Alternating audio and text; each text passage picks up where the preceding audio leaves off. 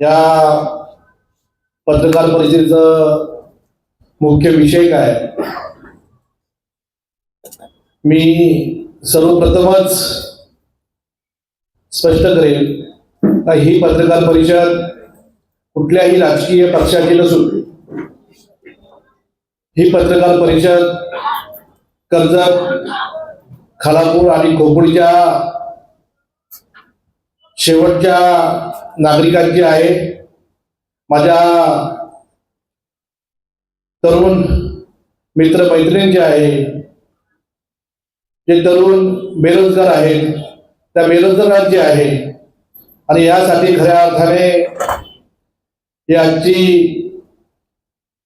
कर्जत, खालापूर आणि खोपोलीची सर्वसामान्यांची पत्रकार परिषद आज फक्त राष्ट्रवादी कार्यालयामध्ये होते.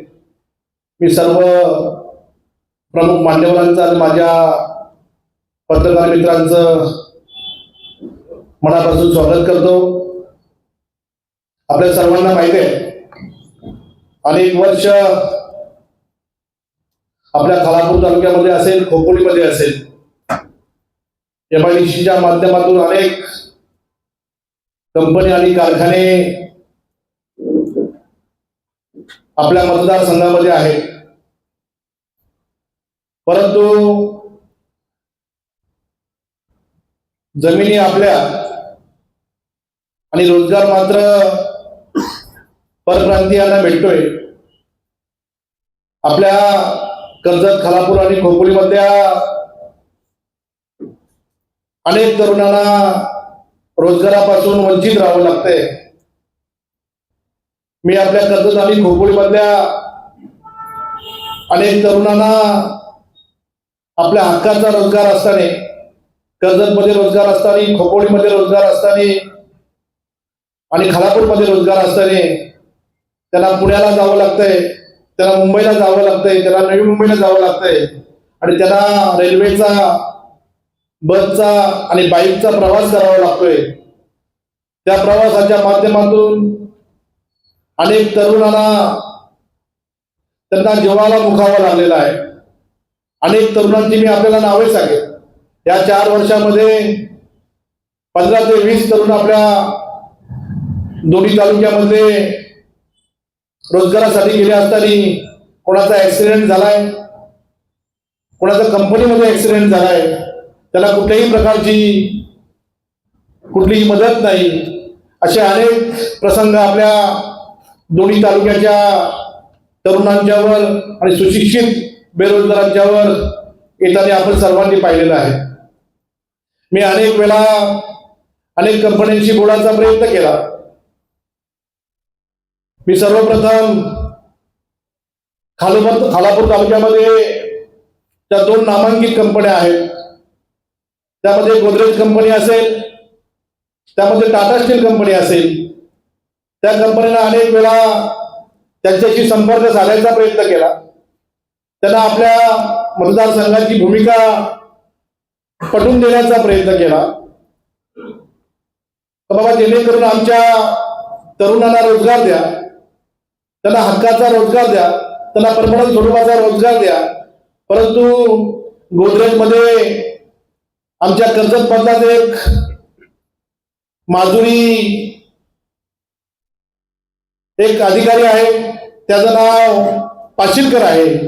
त्या पाशीलकरकडे मी अनेक वेळा पत्रव्यवहार केला, त्यांना अनेक वेळा फोन केले. नंतर त्यांना त्यांनी कधी पत्रव्यवहाराचं उत्तर दिलं नाही.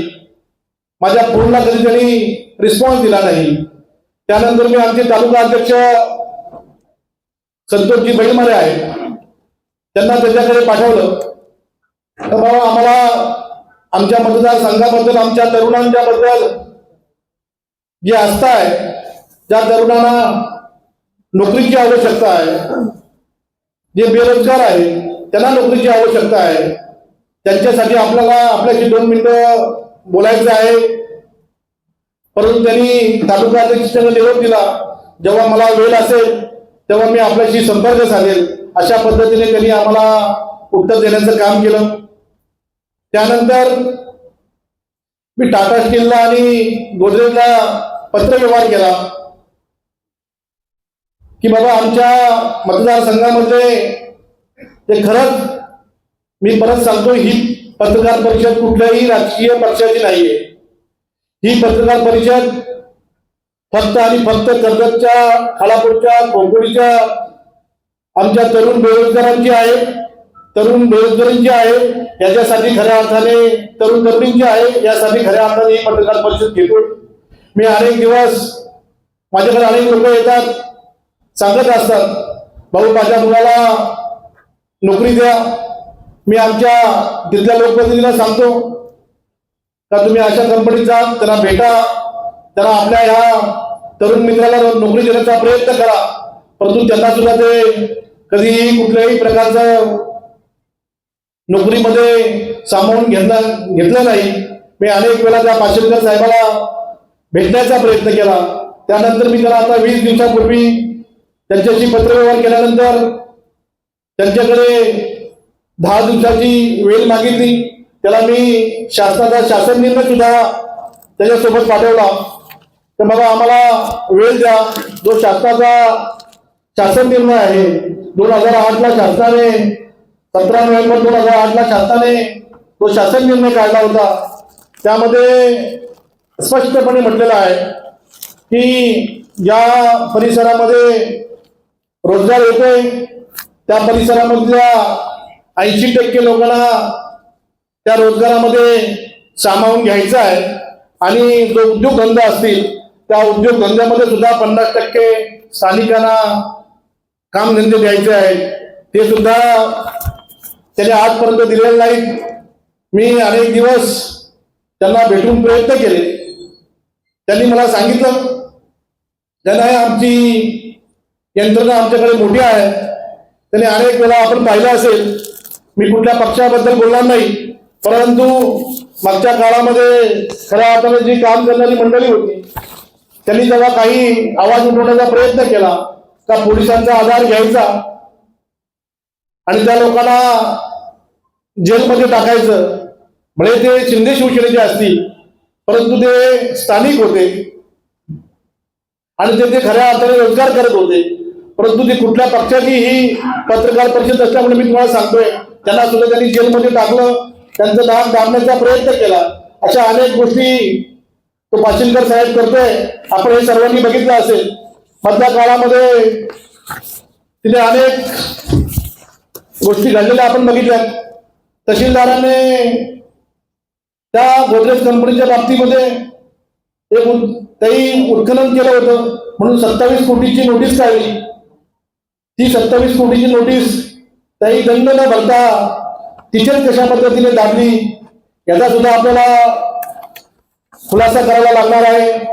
त्या पद्धतीने त्यांच्या एंट्रीचे मेन गेट आहेत ते मेन गेट सुद्धा आपल्या तांबाडी ग्रामपंचायतीच्या गुरुचंदीची जागा त्यांनी ताब्यामध्ये घेतले.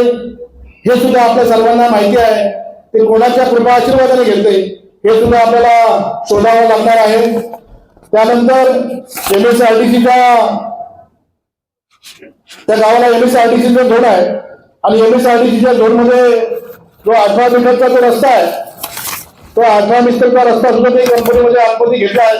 हजारो एकर शेतकऱ्यांची जागा पाठीमागे आहे आणि MSRDCच्या रस्त्याचा जो डीपी प्लॅन आहे तो डीपी प्लॅन तेही अगदी धाब्यावर मारून तो सुद्धा त्यांनी आतमध्ये घेऊन अगदी स्वतःची जागा म्हणून असं वापरत आहेत. अनेक शेतकऱ्यांच्या माझ्याकडे तक्रारी आहेत.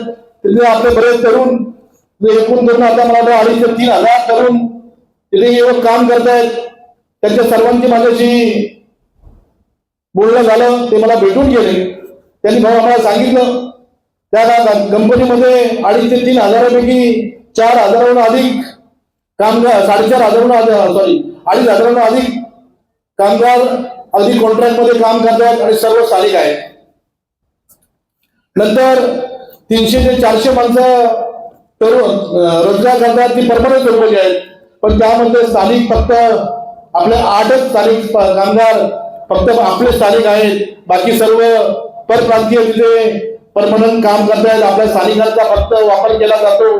त्यांना समान काम समान मानधन असं काही नाही. त्यांचा फक्त काम करून घ्यायचं आणि त्यांना वापर करायचा. जो आवाज उठवी त्याला दाबायचं, त्याला मारायचं, त्याला जोडायचं आणि त्याला पोलिसांचा धाक दाखवायचा, त्याला कलेक्टरचा धाक दाखवायचा आणि त्याला कंपनीमधून आखडून लावायचं, असं या गोदरेज कंपनीमध्ये चाललंय. आपण पाहिलं असेल तिथे मध्ये इगल हॉस्पिटलची म्हणून एक कंपनी आहे, ती कंपनी सुद्धा बाहेरचा ठेकेदार आहे. तिथे बाहेरच्या ठेकेदारांचे काम दिलंय.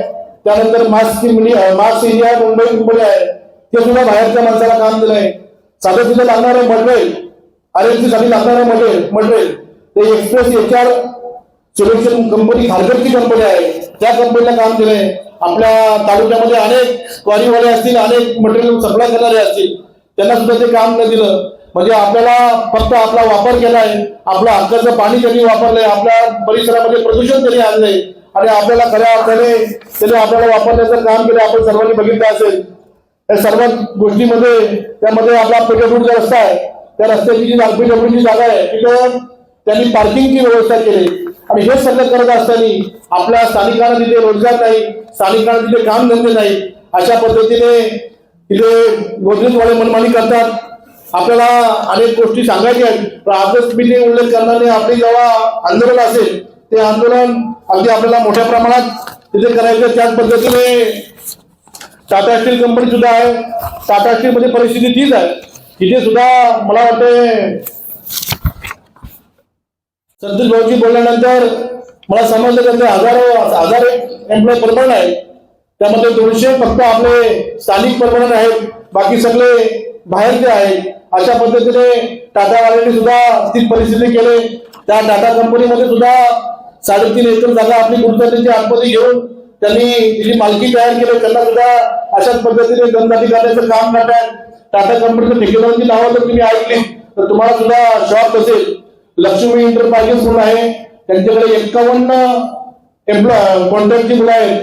त्यांचं मालकाचं नाव आहे लक्ष्मीकांत तिवारी, तो आहे बिहारचा. त्यानंतर अभिषेक झा म्हणून एक कॉन्ट्रॅक्टर आहे, त्याच्याकडे 280 मुलं आहेत, तो आहे UPचा. चंद्रेश्वर यादव एंटरप्राइजेस, यांच्याकडे 22 तरुण काम करतायत, तो आहे बिहारचा. आरिफ मोहम्मद यांच्याकडे 200 लोक काम करतात, तो आहे आजमगड UPचा. श्रीकृष्ण एंटरप्राइजेस यांच्याकडे 220 कामगार आहेत, तो आहे बिहारचा. निशा एंटरप्राइजेस यांच्याकडे 470 लोक काम करतात, तो आहे UPचा. मंडल एंटरप्राइजेस यांच्याकडे 197 लोक काम करतात, तो आहे बंगालचा. शिवम एंटरप्राइजेस परेश मुद्रे हे आहेत कल्याणचे. ज्योती इलेक्ट्रिकल यांच्याकडे 80 आहेत केरळचे. Eagle hospitality services private limited यांच्याकडे 250 लोक आहेत. हे आमचे मोठे नेते आहेत. कर्जत रामसागर झा हा 147 यांच्याकडे मुलं आहेत, ते आहेत UPचे. क्लासिक प्रायव्हेट लिमिटेड यांच्याकडे 108 मुलं आहेत, पंजाबचे आहेत. साईराज एंटरप्राइजेस एक 20 लोक आहे, बरोबर आहे. सुबागा एंटरप्राइजेस 170 मुलं आहेत, हा मध्य प्रदेशचा आहे. एकही स्थानिकांना आपल्या रोजगार नाही आणि ही 4000हून अधिक मुलं आपली जर कॉन्ट्रॅक्ट मध्ये काम करतायत. अशा पद्धतीने आपल्या कर्जत खालापूरमध्ये जो आपल्या तरुणांच्यावर अन्याय होतोय, हा अन्याय आपण किती दिवस सहन करायचा. आता या अन्यायाला खऱ्या अर्थाने वाचा फोडण्याची वेळ आलेली आहे. आणि मी तर माझ्या पक्षातील सर्व मंडळींना सांगितलं की माझ्या बरोबर आहे, पण मी सर्व पक्षाला, सर्व राजकीय पक्षांना आणि सर्व तरुण तरुणींना अगदी मनापासून हात जोडून विनंती करतोय, ही वेळ आपल्याला दौडून चालणार नाही, तर ही वेळ आपल्याला आवाज उठवण्याची आहे. मला पहिली मागणी माझी असेल तर दोन्ही कंपन्यांच्या मध्ये जे दोन्ही काम कॉन्ट्रॅक्ट बेसवर काम करतायत त्याला दोन्ही कंपनीमध्ये टाटा असं बोलले जातो, त्याला परमनंट करावं. ते कोणाचे कॉन्ट्रॅक्ट बिंट्रॅक्ट आहे UPच्या जाऊ द्या, बांगलादेशला जाऊ द्या, याला सर्वांना परमनंट करणं गरजेचं आहे. आणि आपल्याला जी भरती आहे खऱ्या अर्थाने जे 80% जी शासन निर्णय आहे, त्या 80% आपल्याकडे आता किती आपल्याला रोजगार एम्प्लॉय लागणार आहेत आणि किती लोकांना आपण रोजगार देणार आहेत, त्याचा आम्हाला पूर्ण खुलासा द्यावा. आणि आमच्याकडून तुम्ही आमच्या लोकल लोकांना किती लोकांना नोकरी देणार आहेत याची सुद्धा आम्हाला त्याची माहिती देणं गरजेचं आहे. की माझ्याकडून तर मी पूर्ण त्याचा एल्गार पुकारलेला आहे. मला या लढ्यामध्ये मला जीवाला मुखावं लागलं तरी चालेल, परंतु मी या लढ्यामधून मागे हटणार नाही. जोपर्यंत आपल्या कर्जत खालापूरच्या आणि खोपोलीच्या तरुणाला हक्काचा रोजगार मिळत नाही, जोपर्यंत त्यांना परमनंट स्वरूपाचा रोजगार मिळत नाही, तोपर्यंत पहिले टाटा आणि गुजरातच्या या गाड्यामधून मी मागे हटणार नाही. मी आपल्याला सांगतोय अगदी 26 तारखेलाच आपलं ठरलंय. 26 तारखेला आम्ही दोन्ही तालुक्यांची मिटिंग घेतोय. त्या मिटिंग मध्ये सर्वांकडे जबाबदारी देतोय. कर्जत करून सुद्धा 200 बसेस खालापूरला गेल्या पाहिजेत, ही सुद्धा आम्ही तयारी चांगल्या पद्धतीने करतोय. त्यामध्ये खालापूरचे कार्यकर्ते असतील त्यांची तयारी असेल, खोपोली शहराचे कार्यकर्ते असेल त्यांची तयारी असेल आणि 15 ते 20 हजारांचा हा महामोर्चा टाटा आणि गोदरेजच्या दारावर घेऊन आम्ही विचारणा करण्यासाठी ते बोलणार आहेत. आपल्या सर्वांना माहिती आहे अनेक दिवस या टाटा आणि गोदरेज कंपनीने आपल्या लोकांना फक्त त्यांचं शोषण करण्याचं काम केलंय, त्यांचं रक्त पिण्याचं काम केलंय. अनेक विषय आमच्याकडे आहेत, ते विषय आम्ही आताच त्यांना सावध करणार नाही, परंतु त्यांना खऱ्या अर्थाने जाब विचारणार आहेत आणि आम्हाला आमच्या लोकांना न्याय जोपर्यंत देत नाही तोपर्यंत त्यांच्या कंपनीच्या गेटला लॉक लावून त्यांच्या गेटच्या बाहेर आम्ही लावून दिया मारणार आहेत. यासाठी आपली सर्वांची मला आवश्यकता लागणार आहे. मी आपल्या पत्रकार परिषदेच्या माध्यमातून माझ्या कर्जत, खोपोली आणि खालापूरच्या सर्व तरुण तरुणींना आणि सर्व जनतेला एक हात जोडून आवाहन करतो का आपण ह्या लढ्यामध्ये सर्वांनी मला साथ देण्यापेक्षा माझ्या खांद्याला खांदा लावून आपण सर्वांनी काय यावं आणि आपल्याला हा रोजगार हक्काचा रोजगार आहे, हा हक्काचा रोजगार आपल्याला त्यांच्याकडून घ्यायचा आहे. यामध्ये आपल्याला रोजगार देऊन ते काही आपल्यावर उपकार करणार नाहीत, कारण आपण जर बघितलं तर आमची भूमी, आमचा गाव आणि कर्जत, खालापूर, खोपोली एमआयडीसी मध्ये भूमिपुत्रांना पहिलं काम ही आमची एक ब्रीदवाक्य असणार आहे. हे ब्रीदवाक्य घेऊन आम्ही खऱ्या अर्थाने कामाला लागणार आहेत. आपण सगळ्यांनीच यासाठी कर्जत, खालापूरच्या माझ्या तरुण तरुणींनी, सर्व पक्षातील ज्येष्ठांनी, सर्व पक्षातील नेते मंडळी या आम्हाला साथ द्यावी अशी आपल्याला या पत्रकार परिषदेच्या माध्यमातून आपल्याला विनंती करतो आणि आपल्याला या महामोर्चामध्ये सामील होण्यासाठी आपल्याला एक विनंती करून आणि आपल्या 26 तारखेच्या मीटिंग मध्ये कर्जत, खालापूर, खोपोलीची बैठक लावतो. त्या बैठकीमध्ये सुद्धा मी आमच्या सर्व कार्यकर्त्यांना आम्ही हात जोडून विनंती करणार आहे आणि त्याला सुद्धाही करणार आहे तर आपण तिथे ताकदीने हजर राहिलं पाहिजे. आपल्याला फक्त तुझा किंवा संतोषगड किंवा आणखी बायोडेटा आपलं काम होणार नाही, तर आपल्याला आवाज उठवला पाहिजे. आपल्या तरुण तरुणीसाठी आवाज उठवला पाहिजे. आपल्याला माहिती असेल मधल्या काळामध्ये आपला मुद्रामधला एक मुलगा जेव्हा उठला, त्यानंतर आपली म्हाडा कॉलनीमधली मुलगी मुंबईला कामाला जात होती, रेल्वेमधलं उडालं तरी स्टेशनलाच मृत्यू झाला. अशी किती उदाहरणं तुम्हाला मी सांगेल. त्याला फक्त कारणीमध्ये गोदरेज कंपनी असेल, टाटा स्टील असेल, त्यानंतरही काय टाटा स्टील आणि गोदरेजवर आपलं काय काम थांबणार नाही. पुढच्या काळामध्ये कुंभिलीवर असणारी मंगलम असेल, हायटॅक असेल, युनियन असतील, अनेक कंपन्या आहेत, तुमची सोनल असेल, अनेक कंपन्या आहेत. या कंपन्या आपल्या लोकांना त्रास देत आहेत, आपल्या लोकांना रोजगार देत नाही. याला खऱ्या अर्थाने जाब विचारणार आहे. जाब विचारून चालणार नाही तोपर्यंत आपल्या इथे काम करणं जे आपले मुलं आहेत त्या मुलांना परमनंट करत नाहीत आणि आपल्याकडची जे बेरोजगार आहेत त्यांना हक्काचा रोजगार देत नाही तोपर्यंत या लढ्यामध्ये मी पाठिंबा देणार नाही. खऱ्या अर्थाने आपण सर्वांनी मला साथ द्यावा असा मी विश्वास व्यक्त करतो आणि आपली सर्वजण आलात त्याबद्दल आपल्या सर्वांचं स्वागत करतो.